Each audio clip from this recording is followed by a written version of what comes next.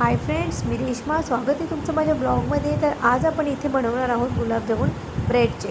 तर इथे माझ्याकडे काही ब्रेड होते, तर मी त्यांच्या कडा कट करून त्यांना तव्यामध्ये खरपूस भाजून घेतलेलं आहे. आणि हे भाजल्यानंतर आता आपण याची पावडर तयार करायची आहे. तर अशा प्रकारे मी मिक्सर जारमध्ये ब्रेडची पावडर तयार केलेली आहे. तुम्ही बघू शकता. ही कन्सिस्टन्सी अशी एकदम बारीक पावडर तयार करायची आहे. त्यानंतर आपण त्यामध्ये ॲड करणार आहोत मिल्क पावडर. साधारणतः एक छोटं पाऊच ॲड करायचं. 4 ते 6 ब्रेडला एक छोटं पाऊच होऊन जातं. त्यानंतर इथे मिल्क ॲड केलेलं आहे. मग आपण हे व्यवस्थित भिजवून घ्यायचं. भिजवल्यानंतर छान असे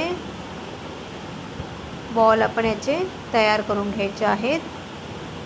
पीठ व्यवस्थित मळलं की बॉल फुटत नाही, त्यामुळे चांगलं व्यवस्थित मळायचं आणि भिजवत आणि बॉल रेडी करायचे. आणि हे आपण मंद आचेवरती मीडियम फ्लेमवर गोल्डन ब्राऊन तळून घ्यायचे. इथे मी पाक तयार करत आहे. तर पाकासाठी मी 2 ग्लास पाणी घेतलेलं आहे. मला गोड जास्त लागते, त्यामुळे मी माझ्या अंदाजानुसार 4 चमचे साखर घेतली. तुम्हाला साखर कमी आवडत असेल कमी टाका. त्यामध्ये इथे मी केसर टाकलेला आहे.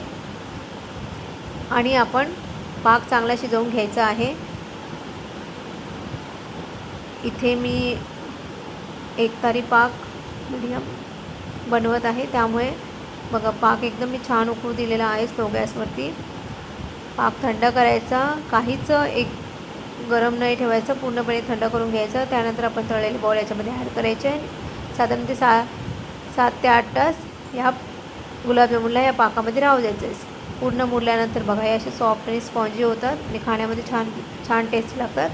तुम्ही पण माझी रेसिपी एकदा ट्राय करून बघा.